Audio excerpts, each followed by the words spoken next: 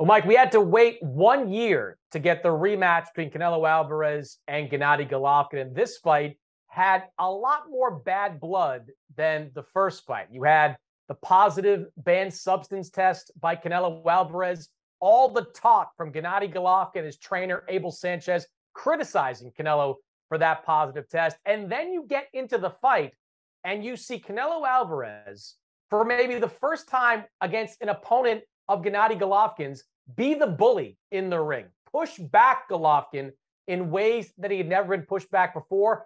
Despite all that, Mike, I still thought Golovkin edged out a narrow victory. I had it 115-113 in favor of Golovkin, who again used that power jab to dictate the pace of the fight. Had to throw it a lot more, fighting off his back foot, but I thought that power jab of Golovkin's was once again the difference maker for him in this fight. How did you see it? And again, it was a really close fight, and I had it the same as you, 7-5 in favor of Golovkin. And what struck me about this was that so often the sequels, the second fight in a series, whether it's a trilogy or just the two fights and the rematch, then this was almost as good, maybe even better than the first fight. And I thought that, like you, Golovkin with that left-hand jab, which was, I think, up until the two Canelo fights, not exactly ignored, but underrated because of his great ratio of knockouts in the early part of his world championship career.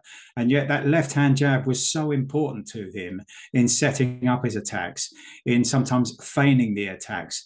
And I thought his performance was outstanding. And it was a performance, I thought, that came from a really strong source of motivation, maybe two sources of motivation. The first time around, you, like many, scored Golovkin as the winner. And there was a real feeling leaving Las Vegas that Golovkin had been robbed. And second time around, of course, you talked about the drugs controversy.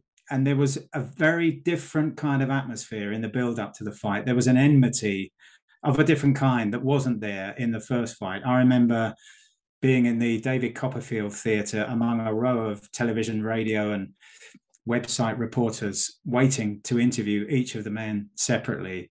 And there was the people around Golovkin were really protective of him about what we would ask him and what we wouldn't ask him, and almost ordering us to not ask certain questions, which hadn't been the case first time around. And another element of that I remember, which is not necessarily relevant to this conversation, but it was just, I thought, underlining the sense of seriousness and almost the sense that they were feeling they might be turned over in some way, the Golovkin camp, as he came along the line before he got to us. And it happened with every other crew that were there.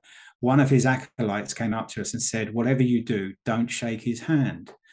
And that to me struck me as almost an indication that the camp thought that there would be something untoward again, because the verdict had gone against them first time around.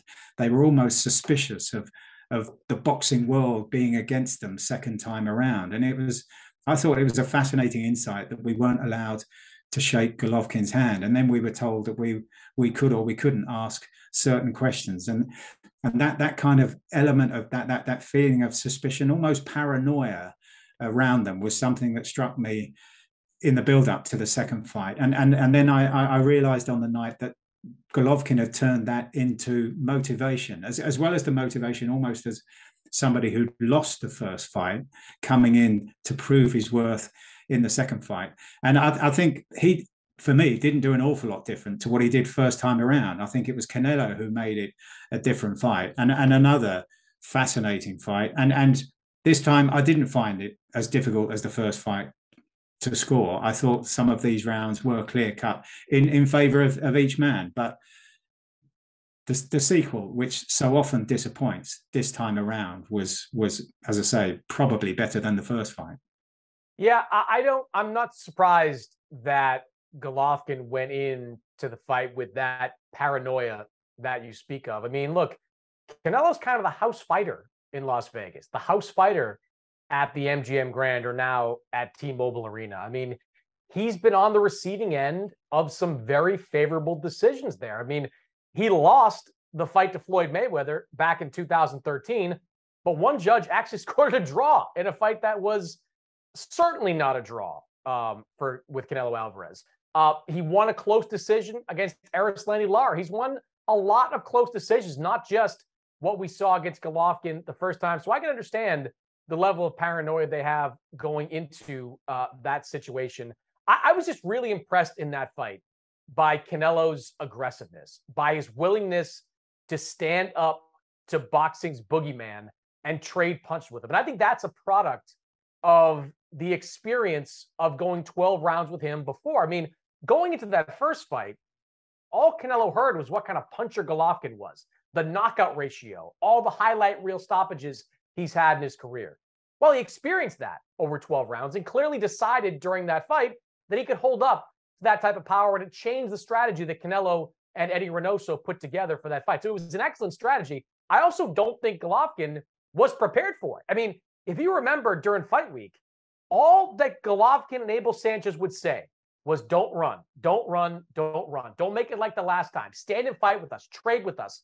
I don't think they expected him to do it, but it turns out that's exactly what he did on fight night. But even with that great strategy by Canelo and not a great counterattack by Golovkin, I still thought he did enough to win because, again, he's got a great jab. And that jab is a scoring punch. With Golovkin, like few others, it is a power punch. And I thought he utilized that brilliantly and put himself in position to win. And I think Canelo almost felt a duty second time around to fight in a different way. I know Abel Sanchez had been saying, you don't fight like a Mexican. You didn't fight like a Mexican in the first fight. And I'm not exactly sure that was the reason that he fought like he did second time around. But I think there was something inside, something that burns inside a fighting man like that made him want to trade in a very different way, but in some ways similar to Sugar Ray Leonard first time around against Roberto Duran. Those on the outside who were saying he couldn't fight like that, he couldn't beat Duran like that, he was determined to prove wrong. And Canelo, I think, again, after coming through that first fight and maybe convincing himself that he actually could stand and trade with Golovkin, went ahead and did what he did second time around. And I was reminded of a comment that I heard when I went to a coaching clinic with Manny Stewart here in London about 18 months or so before he died. It was back in the early part of 2011. And he was going through many of the great fights that he'd been in the corner for. And he said that usually, not always, but most of the time in super fights, both fighters leave the ring with their status and their stature elevated. And I think that was the case after the two fights that we saw between Canelo and Golovkin.